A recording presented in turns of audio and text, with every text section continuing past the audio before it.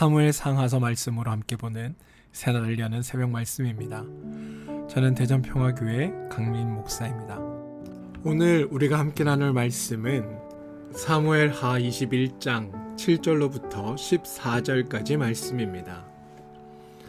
그러나 다윗과 사울의 아들 요나단 사이에 서로 여호와를 두고 맹세한 것이 있으므로 왕이 사울의 손자 요나단의 아들 무비보셋은 아끼고 왕이 이에야야의 딸 리스바에서 난 자 곧 사울의 두 아들 알모니와 무비보셋과 사울의 딸 메랍에서 난 자 곧 무홀랏 사람 바르실레의 아들이엘의 5 아들을 붙잡아 그들을 기브온 사람의 손에 넘기니 기브온 사람이 그들을 산 위에서 여호와 앞에 목을 메어 달아 그들 7 사람이 동시에 죽으니 죽은 때는 곡식 빼는 첫날 곧 보리를 베기 시작하던 때이더라. 아야의 딸 리스바가 굵은 배를 가져다가 자기를 위하여 바위 위에 펴고 곡식 베기 시작한 때부터 하늘에서 비가 시체에 쏟아지기까지 그 시체의 낮에는 공중의 새가 앉지 못하게 하고 밤에는 들짐승이 범하지 못하게 한지라. 이에 아야의 딸 사울의 첩 리스바가 행한 일이 다윗에게 알려지매 다윗이 가서 사울의 뼈와 그의 아들 요나단의 뼈를 길르앗 야베스 사람에게서 가져가니 이는 전에 블레셋 사람이 사울을 길보아에서 죽여 블레셋 사람이 벳산 거리에 매단 것을 그들이 가만히 가져온 것이라. 다윗이 그곳에서 사울의 뼈와 그의 아들 요나단의 뼈를 가지고 올라오매 사람들이 그 달려 죽은 자들의 뼈를 거두어다가 사울과 그의 아들 요나단의 뼈와 함께 베냐민 땅 셀라에서 그의 아버지 기스의 묘새에 장사하되 모두 왕의 명령을 따라 행하니라. 그 후에야 하나님이 그 땅을 위한 기도를 들으시니라. 사무엘하 21장 7절로부터 14절까지 말씀해 주시는 하나님의 은혜가 여러분들과 함께 하시기를 소망합니다. 사무엘하 21장에서 다윗은 한 번도 옳은 행동을 하지 않습니다. 모든 것이 엉망진창입니다. 다윗이 하나님께 묻지 않고 기브온 족속에게 가서 물어서 상생하며 서로 화해하는 좋은 제안을 얻어내지 못합니다.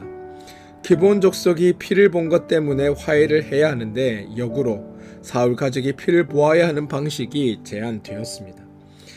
이것이 우리의 방식, 죄인의 방식의 한계이기도 합니다. 오늘 우리는 이 말씀을 통해 우리의 방식, 인간의 방식이 얼마나 무력한지, 그리고 하나님의 마음을 아는 것이 얼마나 중요한지를 배우게 될 것입니다. 기브온 사람 백성들이 사울의 자손 7 사람을 내어달라는 제안에 대해 다윗은 사실 거부했어야 합니다. 왜냐하면 피값에 대해 피로 보상하는 방식으로는 어떤 문제도 제대로 해결할 수 없기 때문입니다. 기브온 족속의 주장에 의하면 여호수아와의 언약을 통해 기브온 족속도 이스라엘과 연합되어 있습니다. 따지고 보면 한 공동체다라는 겁니다. 따라서 한 공동체이기에 공동체 내에서 발생한 불의한 행동에 대하여는 원수를 갚기 위해 상대방 가족을 내어달라고 요청하는 것이 아닙니다. 이건 한 공동체 구성원이 취할 방식이 아닙니다. 지금 기브온 족속을 포함한 대부분의 사람들은 자신들의 입장에서만 생각하고 행동합니다.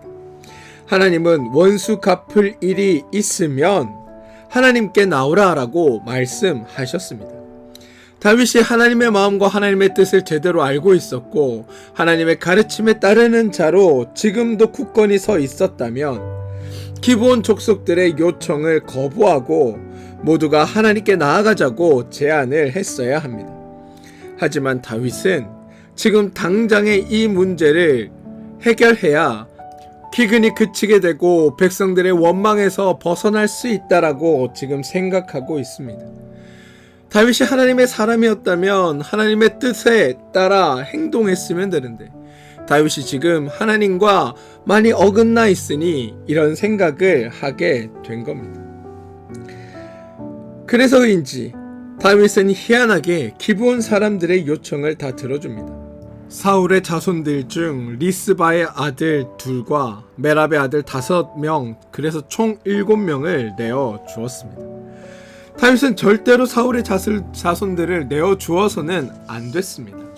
만약 기브온 족속의 억울함을 풀어주기 위해 사울의 자손을 내어 주었다면 다윗이 밧세바를 취하기 위해 간접적으로 죽인 우리아의 자녀들이 나와 다윗에게 아버지의 그 억울함을 풀어달라고 호소할 경우 다윗 자신의 목을 내어놓아야 하기 때문입니다. 하지만 다윗은 기브온 족속의 요청을 들어줍니다. 이를 철회하는 다윗의 행동의 모든 과정이 하나님의 방식과는 지금 어긋나 있음을 보셔야 합니다. 게다가 부당한 방식으로 진행되고 있음도 아셔야 합니다. 사울의 자손 7사람을 내어주는 과정이 야비하고 비열하고 치사하고 죄인스럽다라고 여러분들도 느끼실 수 있길 바랍니다. 아무튼 사울의 집안에서 7명을 내어주는 장면이 참 어이가 없습니다. 7절을 보시면 그러나 다윗과 사울의 아들 요나단 사이에 서로 여호와를 두고 맹세한 것이 있으므로 왕이 사울의 손자 요나단의 아들 무비보셋은 아끼고라고 되어 있습니다. 다윗은 요나단과 여호와 앞에 맹세했기 때문에 요나단의 아들인 무비보셋은 내어줄 수 없다라고 말하고 있다는 겁니다. 여호와 앞에서 한 맹세기에 이거는 반드시 지켜야 한다라고 말하고 있다는 겁니다. 그런데 여러분, 이게 얼마나 어처구니 없는 장면인지 한번 생각해 보시기 바랍니다. 여호와와 맺은 언약, 곧 기브온 족속을 보호하겠다고 한 하나님과의 약속은 과감히 파기했던 게 이스라엘입니다. 여호와 앞에서 사람끼리 한 맹세는 지켜야 하기 때문에 무비보셋은 빼야 한다는 주장이 이들이 한 행동에 비하면 너무나 얼토당토하지 않은 일이라고 우리는 볼 수 있다는 겁니다. 중요한 것이 무엇인지도 모르고 행하는 사람들의 안타까운 장면입니다. 더 심각한 건 기브온 족속이 사울의 자손 7명을 계획도로 목을 매달아 달 때 우리 조상들의 원수를 갚는다라고 말하지 않고 여호와 앞에 목매어 달아라고 말하고 있다는 겁니다. 죄인들이 자신들의 행동을 합리화하기 위해 여호와까지 지금 동원하고 있는 겁니다. 죄인들은 하나님의 은혜를 구하고 하나님의 긍휼을 구하고 하나님의 자비를 구할 때 사실 여호와를 의지하는 것이 아니라 어떻게든 자신들의 죄를 은폐하고 자신들을 정당화할 상황을 만듭니다. 그리고 그때 하나님의 이름을 사용한다라는 겁니다. 여호와의 이름을 망령되이 일컫지 말라라는 율법의 말씀이 있음에도 이들은 그것 따위는 아랑곳하지 않고 자신들이 불법을 행하면서도 그것을 옳게 보이려고 포장하기 위해 하나님의 이름을 갖다 붙였다라는 겁니다. 다윗과 기브온 족속 모두 여호와 앞에서 하나님과는 무관하게 행동하면서 말끝마다 여호와 앞에서라는 말을 붙입니다. 가증스럽고 한편으로는 안타까운 사실입니다.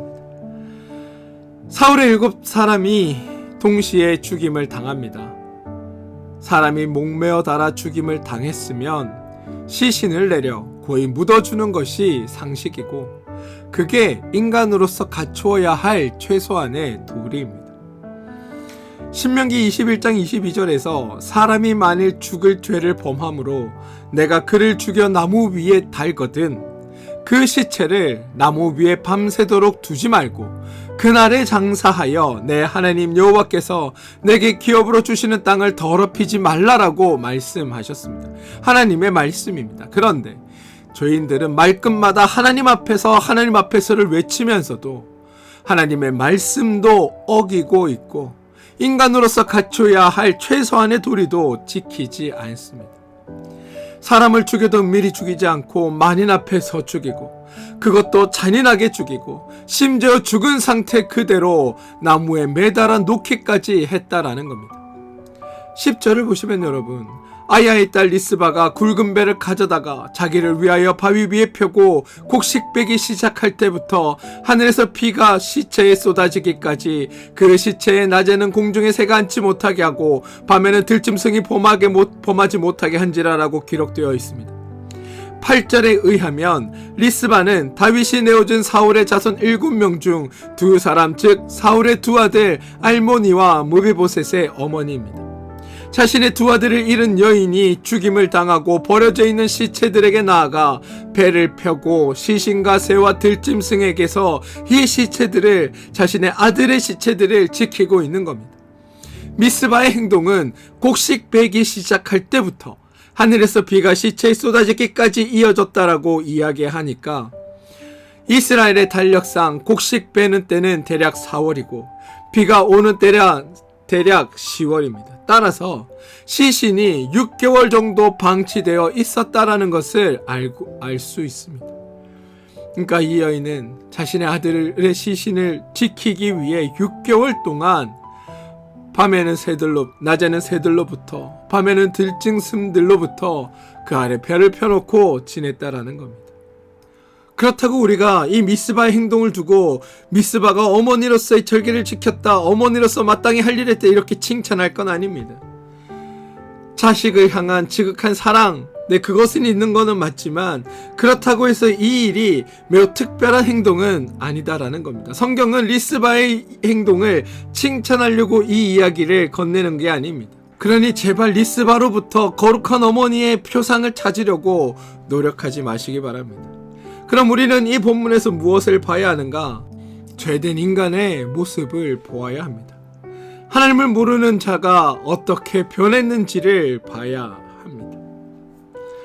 사실 다윗이 리스바의 소식을 들었더라면 다윗은 시신을 처리하도록 지시하거나 기브온 사람들에게 빨리 이 상황을 종료시킬 것을 설득해야 했습니다. 그리고 원래대로라면 하나님의 법이 있으니 그 법을 어기지 말라고 명령했어야 합니다. 7의 자식을 내어주는 대신 그 아들이 죽었을 때 잘 장사 지낼 수 있도록 해달라고 요청했어야 한다는 겁니다. 그게 다윗이 이 일을 처리할 때 왕으로서 했어야 하는, 마땅히 했어야 할 일입니다. 그런데 다윗은 리스바가 시신 아래에서 몇 개월째 그러고 있다라는 소식을 듣고 이 상황은 내버려 둔 채 사울과 요나단의 무덤으로 향합니다. 다윗은 그동안 자신이 공정하게 행동하고 있다고 생각을 했습니다.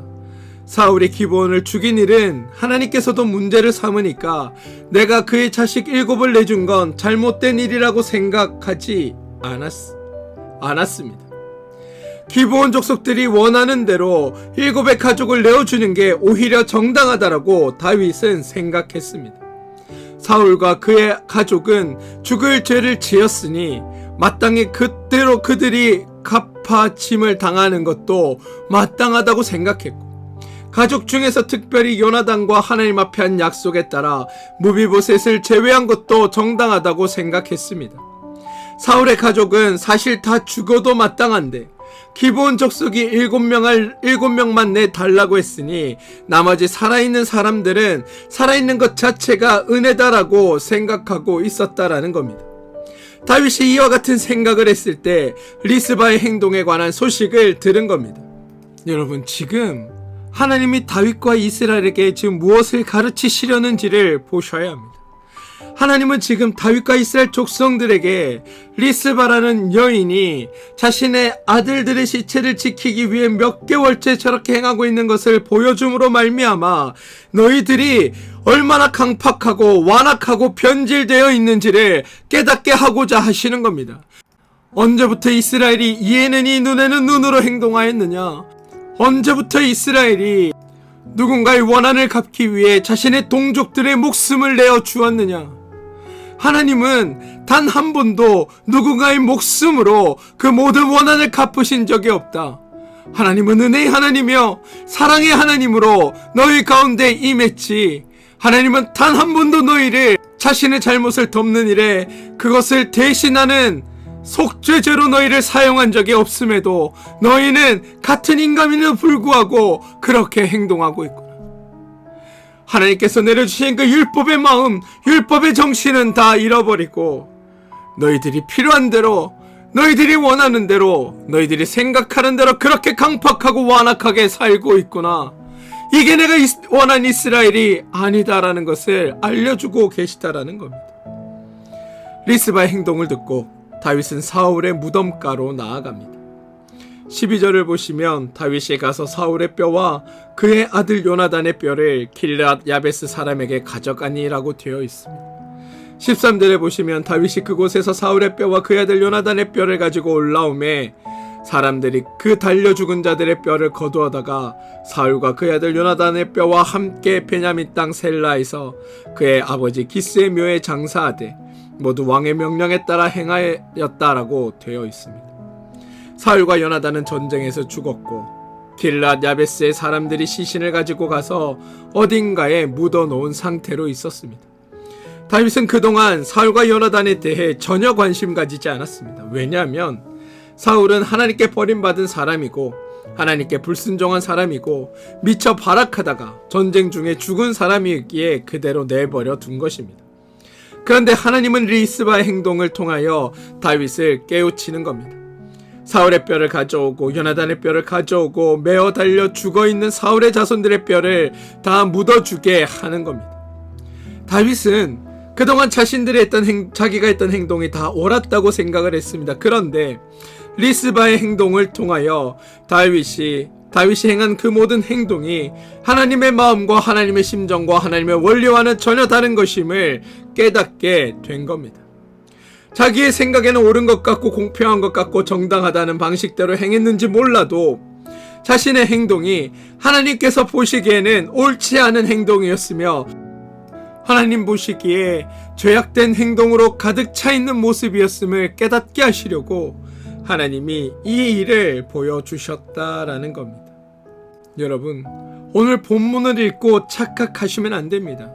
하나님은 다윗이 기브온의 원수를 갚아주기 위해 사울 자손들을 내어준 것을 잘했다고 인정하는 본문이 결코 아닙니다. 다윗의 해결 방식은 가장 나쁜 해결 방식이었습니다. 그리고 기브온은 가장 큰 손해를 봤습니다. 물론 기브온 족속은 사울의 자손들을 죽임으로 원수를 갚은 것 같을지도 모릅니다. 그런데 사울의 자손들을 죽임으로 자신들이 유익으로 얻은 것 아무것도 없음을 아셔야 합니다. 또 다른 억울한 죽음만을 만들었을 뿐이고 가장 미련하고 어리석게 행동했다라는 것을 우리는 알아야 합니다.